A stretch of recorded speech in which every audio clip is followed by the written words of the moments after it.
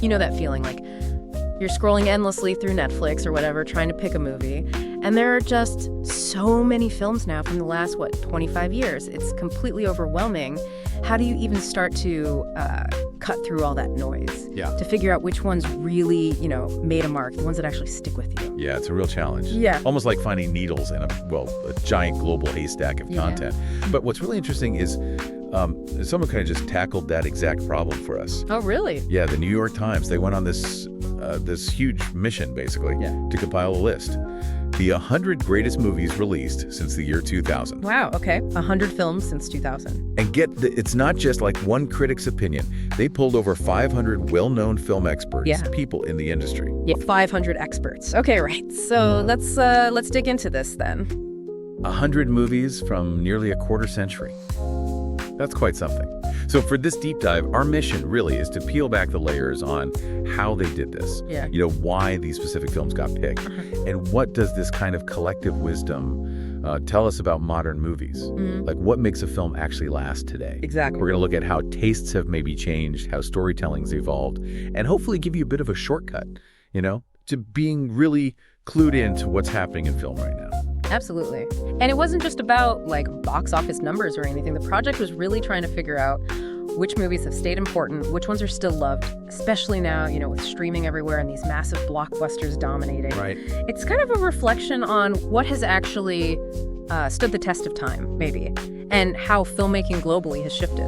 Okay, so how did they manage it? How did they pull this off? I'm really curious about who these 500-plus experts actually were, and what was the process? How do they decide what makes a film great enough for this list? Yeah, it's pretty impressive.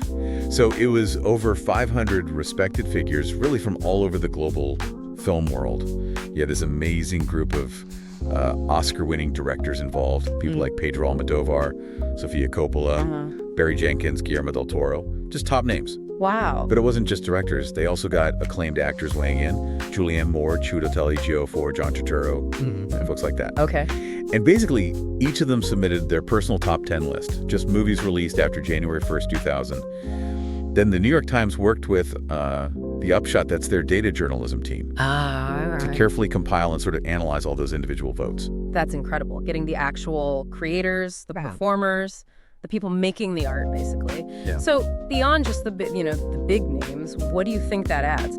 Having filmmakers and actors, not just critics, choose the films, does it change the kind of list you get? Oh, absolutely. That's a great point. It definitely gives the list a unique flavor. Filmmakers and actors, they often see movies differently, right? They're looking maybe not just at the critique, but at the craft, the innovation, or just the sheer impact a film had on audiences or even on other filmmakers. Right. So yeah, that can definitely lead to some interesting, maybe even surprising choices. Okay, I'm intrigued now. With that kind of voting panel, what sort of movies started bubbling up? Can you give us a little peek, especially maybe at the lower end of the list, numbers 100 down?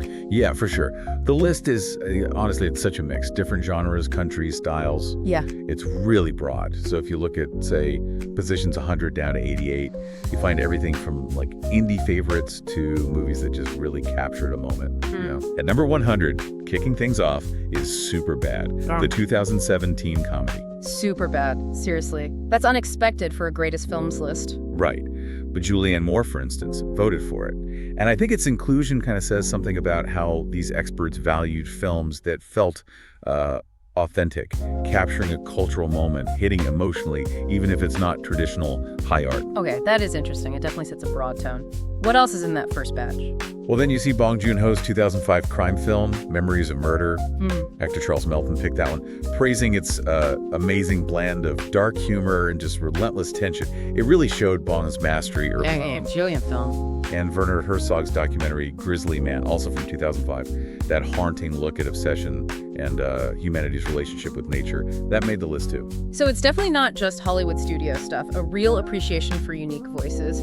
What about some of the bigger movies, the blockbusters or sci-fi epics that really felt huge over the last 20 years? How are they represented? Oh, they're there, for sure. But again, often chosen for reasons beyond just spectacle.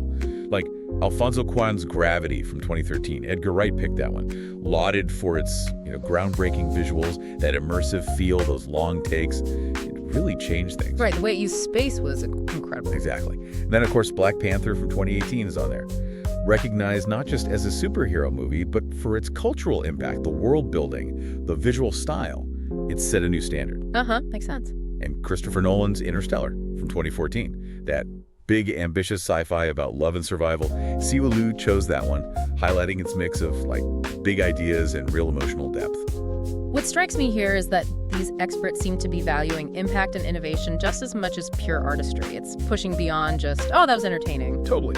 So what about smaller films? More intimate stories, maybe more philosophical stuff? Oh, yeah, absolutely. The list definitely makes room for those. Yeah. You've got The Worst Person in the World, that 2021 dramedy, captures that late 20s indecision so well. Love that one. Yeah. Andrea Arnold's Fish Tank from 2010. Such a raw, unflinching coming-of-age story. Right. Noah Baumbach and Greta Gerwig's Frances Ha 2 from 2013. Yeah. That black and white film, but figuring things out in your 20s. But even some slightly older blockbusters with lasting power are there. Like Ridley Scott Gladiator from 2000. The classic. And Spielberg's Minority Report from 2002. Remember how prescient that felt about technology and surveillance? Yeah, definitely. Still feels relevant. Exactly. So they're seen not just as entertainment, but as, thought-provoking films that stuck around. It really feels like no genre or scale was automatically excluded then. Did any other, maybe unexpected types of films make it? Like legal dramas or something? They did, yeah. The 2007 legal thriller Michael Clayton. Yeah. Actor Arian Moyd backed that one. It's just so sharply written. Great performances. Yeah. Really elevated that genre. Okay, yeah. Great film. And for something completely different, Agnes Varda's documentary, The Gleaners and I, from 2001. It's this really profound, compassionate look at people who collect leftovers and what that says about society. Just beautiful. Wow. So what you really see emerging, even just from this section of the list, isn't only genre diversity. It's this clear appreciation from these film experts for movies that push boundaries somehow. Whether it's in the storytelling, the visuals, or just challenging how we think, it really shows that great stories can come in any style. Okay, so we've talked about the process, which sounds incredibly thorough, and we've seen the amazing range of films they pick. But for us, for the audience listening, how can we actually use this? How can we engage with this huge piece of work to enhance our own movie watching? Well, that's the great thing. The New York Times didn't just, drop a list and walk away. They built this really interactive online experience around it. Oh, cool. Yeah, you can browse all 100 films, obviously. But you can also see who voted for what. Ah, that's interesting. Exactly. You can read reviews, find suggestions for similar movies, even get links to where you can watch them. And they added polls and games, too, to kind of help you discover stuff and share your own finds. It's very dynamic. It lets you trace the connections, see how different perspectives shaped what greatness means in modern film. So this New York Times list, it's really more than just a ranking, isn't it? It feels like a powerful lens. A way to look at how cinema has evolved in the 21st century and shaped not just by critics, but by the actual creators, directors, actors, giving us this really unique insight. Exactly. And this deep dive into what they chose, it offers you, the listener, a fantastic shortcut, a way to get really well informed about modern film, whether you're looking for something new to watch or want to revisit a favorite with fresh eyes or just understand the currents shaping movies today. So it makes you think, though, with how fast things change now, how we watch movies, the kinds of stories being told. What do you think really makes a film enduring? What makes it stick around long enough to make a list like this?